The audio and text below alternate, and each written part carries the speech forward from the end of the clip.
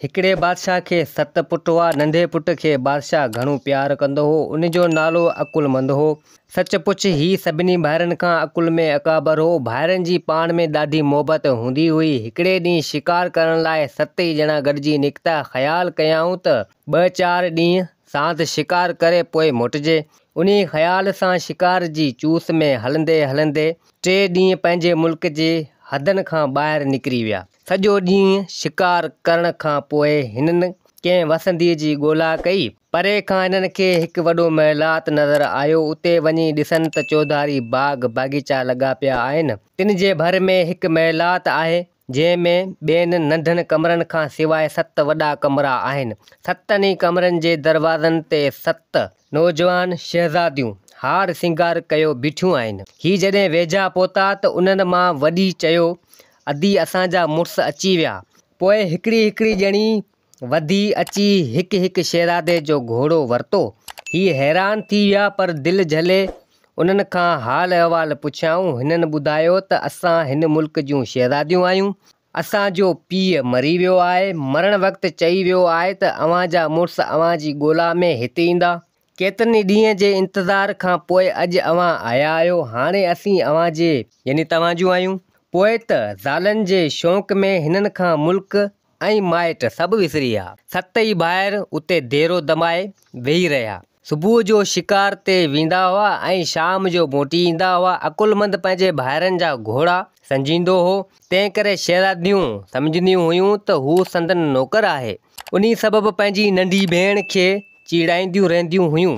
नंढी राणी सभिनी खां सियाणी हुई। तंहिं उन ॻाल्हि ॾांहुं घणो ध्यानु न ॾिनो। पर नेठि अकुलमंद खां हिकु राति हक़ीक़त पुछियाईं। अकुलमंद चयसि, हाणे हीअं कर, जॾहिं मुंहिंजे भाइरनि खे निंड अचे तॾहिं वञी खेनि जाॻाए ऐं चवीं त अव्हांजे भाउ अकुलमंद खे पेट में ॾाढो सूरु पियो आहे। हिन वञी ईअं कयो त 6 शहज़ादा रोईंदा पीटींदा उथिया। जुतियूं ऐं पटका बि हथ कीन आहिनि। शहज़ादी खे पोइ पक थी त ही पाण में भाइर आहिनि। हिन जे अकुलमंद सां ॾाढी मोहबत हुई। तंहिं करे हिन अकुलमंद खे ॿुधायो त असीं शहज़ादियूं न आहियूं पर ॾाइणियूं आहियूं।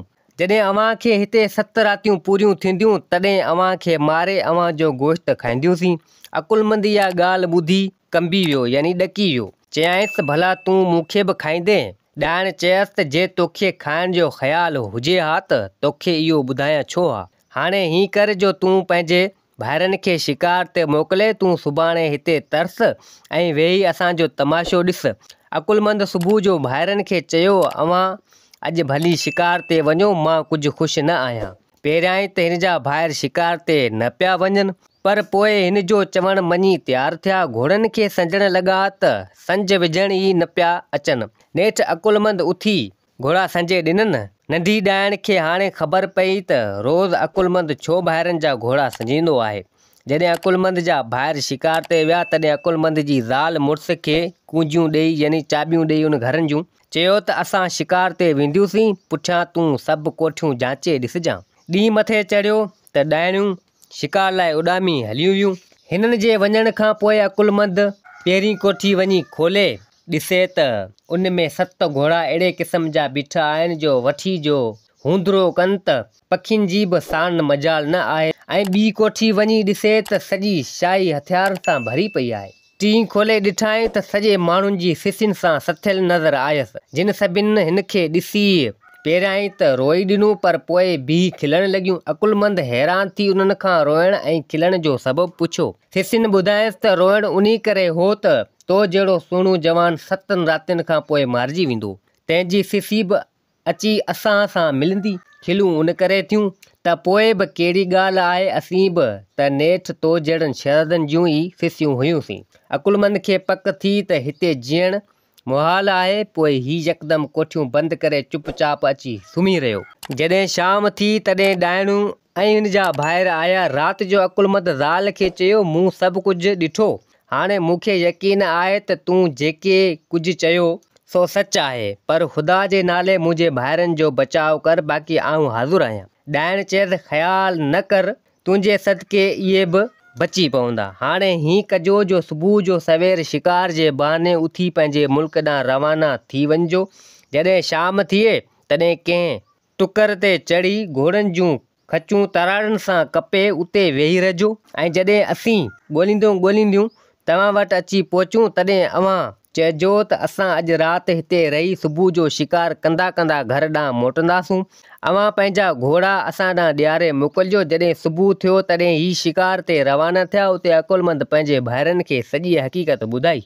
जेतिरो थी सघे घोड़नि खे हकलियो। सभिनी खे साह जी लॻी वई, सो अहिड़े घोड़नि खे छूट ॾिनऊं जो 2 ॾींहंनि जेतिरो पंधु हिकिड़े ॾींहं में कढी आया। जॾहिं शाम थी तॾहिं हिकु टुकरे ते चढ़ी विया ऐं उते घोड़नि जूं खचूं कपे वेही रहिया। शाम थी ऐं ही जो कोन मोटिया तॾहिं ॾाइणनि खे शक थियो त शहज़ादा शायदि भॼी विया। सभई सलाह करे हिननि खे ॻोल्हणु निकितियूं। नेठि हिननि खे ॻोल्हे अची लधाऊं। जॾहिं वटि पहुतियूं तॾहिं शहज़ादनि चयो, असांखे अॼु शिकार न लॻो आहे। तकड़ में घोड़नि जा सुंभ बि फटिजी पिया आहिनि। हाणे के अव्हां घोड़ा मोकिलियो त पोइ घर अचूं। इहो ॿुधी उहे मोटी वियूं। यकदमि पंहिंजा सामूंडी घोड़ा वठी आयूं। जॾहिं हिननि शहज़ादनि खे हलण लाइ ज़ोर रखियो तॾहिं अकुलमंद चयो त असांजी आदत आहे त हथे ख़ाली घर न मोटंदा आहियूं। सुभाणे शिकार करे पोइ घर ईंदासीं। ॾाइणियूं हलियूं वियूं। हिननि घोड़नि ते ज़ोर रखियो। जेतिरो थी सघे घोड़नि खे वठी हकलियाऊं। सॼी राति ऐं ॿियो ॾींहुं घोड़ा कहायूं यानी भॼायूं। राति थी पर हू न मोटिया। सो ॾाइणियूं सलाह करे वरी हिननि जी ॻोल्हा में निकितियूं। नंढी भेण घणो ई हेॾां होॾां थिड़ी, पर नेठि केतिरो थिड़ी केतिरो थिड़नि। परे खां कंहिं महिल ॾिठाऊं त मुड़ुस वञनि था उॾाणा। ॾाइणनि खे ॾिसी वेतर हिननि बि घोड़नि ते खणी मार विधी। मुल्क जो दंग बाक़ी 2 चइनि विखनि ते रहियो। ॿिया सभु टुपी विया। बाक़ी अकुलमंद जो सभिनी जे पुठियां हो। तंहिंजे घोड़नि जे पुछ में हिकु ॾाइण जो हथु पइजी वियो। नंढी ॾाइण सम्झो त हाणे जो इन जो सिर थो वञे। तंहिं रड़ करे त अंधा घोड़े जो पुछ नथो कपी। अकुलमंद कढंदे तराड़ यानी तलवार घोड़े जे पुछ ते वाहे कढी त पुछ कपजी वियो, परे पियो वञी किरियो ऐं घोड़ो टुपी वञी दंग जे हुन पार थियो। ॾाइणियूं हथ मले बीह रहियूं। पंहिंजी भेण खे मयारियूं ॾींदियूं मोटी वियूं। शहज़ादा सही सलामत अची पंहिंजे मुल्क पहुता। कुझु ॾींहं गुज़रिया त अकुलमंद खे अची उन्ही ॾाइण जी सिक थी। मुड़ुस ख़्यालु कयो त कुझु बि थी पवे पंहिंजे महबूब जो मुंहुं ज़रूरु ॾिसंदा। त भाइरनि घणो ई सम्झायसि पर ही पिड़ कढी बीठो। आख़िर अकुलमंद खां जेको वॾो भाउ हो तंहिं चयो, अदा जे तूं वञी थो त मां बि तोसां हलंदसि। तोखे अकेलो कीअं छॾियां। पोइ ॿई ॼणा उथी ओॾां रवाना थिया। हकलींदा हकलींदा हिकिड़े खूह जे भरिसां अची पुॻा ऐं उते वेहण जे लाइ पिपर जे वण हेठां लथा। अकुलमंद जो भाउ घोड़नि जूं वाॻूं कढी ऐं वियो पाणी भरणु। उते ॾिसे त खूह जी पग ते रखियल पथर मथां हिकु अहिड़ी मूरत चिटिल आहे जंहिं जहिड़ी सुहिणी औरत न दुनिया में पैदा थी ऐं न ई थींदी। हिन ख़्यालु कयो जेकॾहिं अकुलमंद इहा मूरत ॾिठी त उन ते आशिक़ थी पवंदो। पोइ अॻिली खां बि चुगली थी पवंदी। इहो ख़्यालु करे हिन खूह मां पाणी कढियो ऐं गारो ठाहे उन मूरत खे उन सां लंबे छॾियईं यानी ढके छॾियईं। तंहिंखां पोइ पाणी भरे खणी माॻ ते आयो। मानी टिकी तयारु करे खाई पी सुम्ही रहिया। उथण महिल पाणी जी ज़रूरत थियनि। अकुलमंद जो भाउ पाणी लाइ वञणु लॻो त अकुलमंद रोकियसि। चई, हाणे मुंहिंजो वारो आहे। हिन घणो ई झलियसि पर अकुलमंद न मुड़ियो। जॾहिं खूह ते आयो त उहा मूरत ॾिसी बेहोश थी वियो। भाणस वञी खेसि खयो, पाणी विझी होश में आंदाईंसि। भाणस मुंहुं वराए जो ॾिसे त उहा साॻी मूरत जीअं पहिरीं ॾिठी हुअईं तीअं पथर मथां साफ़ ई साफ़ ईअं बीठी आहे। अकुलमंद जॾहिं होश में आयो तॾहिं भाउ खे चयईं, जेकॾहिं इन्ही मूरत वारी औरत परणाई त वाह, न त असांजो मड़ मुक़ाम इन्ही खूह ते आहे। अकुलमंद जो वॾो भाउ हैरान थी बीह रहियो। को चारो ई न सुझियसि। नेठि भाउ खे चयईं, तूं वरी साॻी हंध ते हल वेही त मां ॻोल्हा करियां। हिन वरी बि गारो ठाहे उन मूरत खे लंबे छॾियो, ढके छॾियो। पाण वेही तमाशो ॾिसणु लॻो। झटकान गुज़री त हिकु कारो नांग अची उन मूरत ते लेटणु लॻो। उते जो उते वरी अॻे वांगुरु मूरत साफ़ थी वई। हिन सम्झो त हरकत पकी पक इन नांग में आहे। पोइ हिन खूह में चिटाए ॾिठो। ॾिसे त खूह जे पासे में हिकु दरी लॻल आहे पर बंदि आहे। गुमान थियसि त ज़रूरु इन दरी अंदरां ॻाल्हि जो पतो पवंदो। इहो ख़्यालु करे ही भाउ वटि आयो।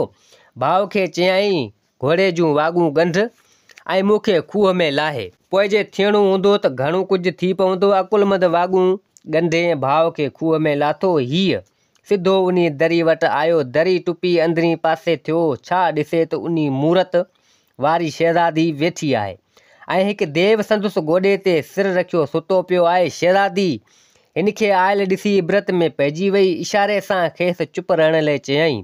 पोइ आस्ते आस्ते उथी दरी खोले छॾियाईं। ईअं कंदे शहज़ादी दरी मां मुंहुं कढी मथे जो ॾिठो त अकुलमंद नज़र आयसि। ॿिन्हीअ जूं अखियूं अटकी वियूं। अकुलमंद जे भाउ शहज़ादी खे इशारो ॾेई चयो, तूं गोॾो कढी ॿाहिरि थी त मां गोॾो ॾियांसि देव खे। शहज़ादी पहिरियां त कुझु हॿकी पर पोइ हिमत ॿधी उथी ऐं भड़को ॾेई हिकदमि वञी खूह जे पॻ ते पेर खोड़ियाईं। हेॾां अकुलमंद बि खणी घोड़े ते चाढ़ियसि। पोइ वठी खणी घोड़े खे भॼाईं। पुठी भाउ ॾांहुं बि न निहारी। देव खे जॾहिं जाग थी तॾहिं चयाईं, ओ मुंहिंजा यार। अकुलमंद जे भाउ वर्दी ॾिनसि। तुंहिंजे यार खे खणी वियो। मुंहिंजो यार देव खार मां चयसि, बेवकूफ़, इहो यार त न हो पर यारनि जो खार हो। यारी जा पंध अञा परे आहिनि। देव खे वरी बि निंड खणी वई। वरी जागी दां कयईं, ओ मुंहिंजा यार। हिन वरी बि जवाबु ॾिनसि त तुंहिंजे यार खे खणी वियो मुंहिंजो यार। देव वरी बि चयसि, बेवकूफ़, इहो यार न हो पर यारनि जो खार हो। यारी जा पंध अञा परे आहिनि। अहिड़ी तरह देव टियों दफ़ो सॼो ऐं हिन साॻियूं जवाबु ॾिनसि। तॾहिं देव चयसि, बेवकूफ़, ॿुध त मां तोखे यारनि जी ॻाल्हि ॿुधायां।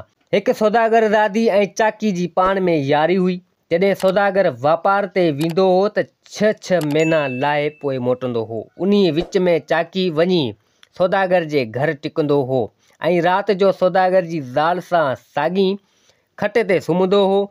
शहर में इहा ॻाल्हि हली वई। किन वञी बादशाह जा कन भरिया। बादशाह राति जो चमड़ा पोश यानी ढक लिबास करे वञी सौदागर जे घर जी खुड मथां लिकियो। संजो थियो त चाकी आयो।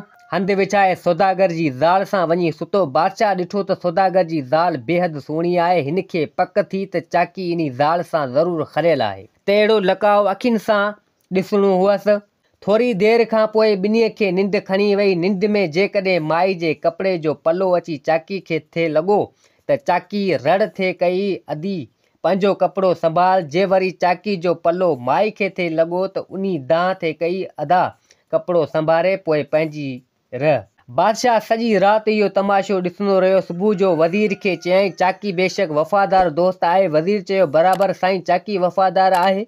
पोइ ॿई ॼणा चाकी वटि हली आया। चाकी घाणू हलाए रहियो हो। वधी बादशाह ऐं वज़ीर खे अदब सां मिलियो। हथ ॿधी अचण जो पुछियाईं। बादशाह चयो, मां तोसां यारी रखण आयो आहियां।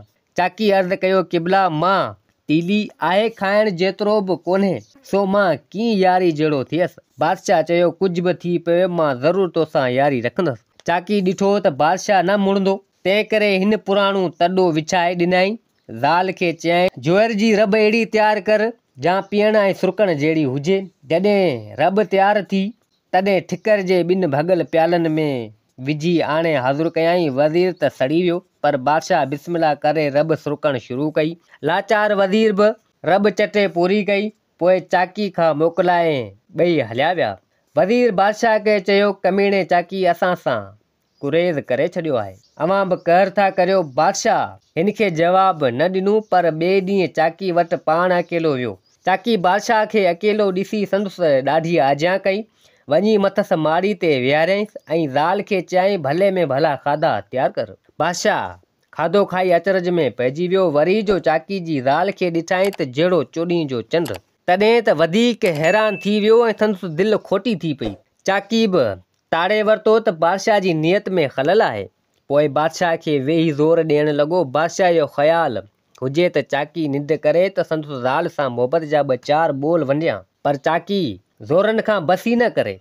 बादशाह जे रोकण ते बि न मुड़े। थींदे थींदे ईअं सिजो बुरी वियो। चाकी बादशाह जे पेरनि ते हथ रखी चयो, साईं, यारी जा पंध अञा परे आहिनि। जेकॾहिं मां निंड करियां हा त तुंहिंजी नियत का ॿी हुई।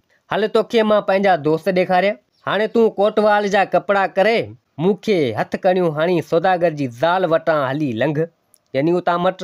बादशाह तमाशे ॾिसण लाइ ईअं कयो। जॾहिं चाकी सौदागर जे घर वटां अची लंघियो तॾहिं बादशाह हकल करे चयो, हल रे चाकी, तो बि घणा ॾींहं मुल्क मारिया आहिनि। माए चाकी जे नाले ॿुधण सां ई दौड़ी दर ते आई कोटवाल खे ॾिसी ॾकी वई ऐं चवण लॻी अदा इन्ही खे छॾे ॾे, जेतिरी दुनिया वणी मूंखां वठ। बादशाह चयो असुलु न छॾींदोसां। माए चयो ही सॼी जाइदाद तूं वठ, मां रुॻो गंदी मथे ते रखी ॿाहिरि निकिरी थी बीहां, पर तूं चाकी खे छॾ। चाकी बादशाह खे चयो त हाणे फिलाणे मकान वटि हल। बादशाह हिन खे ओॾां वठी वियो। पोइ मकान जे ॿाहिरां हकल कयाईं, हल रे चाकी, तो बि घणा ॾींहं मुल्क लुटिया आहिनि। मकान में हिकु मलंग वेठो हो। जंहिं इहो आवाज़ ॿुधी ॿाहिरि अची ॾिसी चयो ही त साॻियो चाकी जेको मुंहिंजो दोस्त आहे। बसि पोइ त भंग वारो डंडो खणी बादशाह ते सिधो उलर करे आयो। चयाईंसि त चाकी खे छॾ, न त हिकिड़ो ई डंडो सिर वारो ॾींदो साईं। बादशाह लाचार थी चाकी खे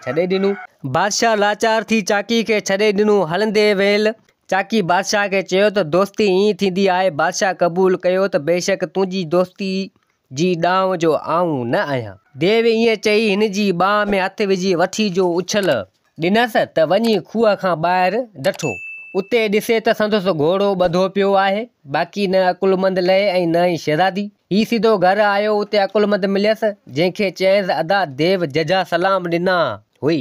अकुलमंद शर्मिंदो थी खणी भाउ खे भाकुर विधो। दोस्तों ही कहाणी पंहिंजी पुॼाणी ते पुगी। उमेद आहे त ही कहाणी तव्हांखे पसंदि आई हूंदी। वरी मिलंदासीं ॿी कहाणी सां गॾु। मुंहिंजे चैनल खे सब्सक्राइब, वीडियो खे लाइक ज़रूरु कंदा।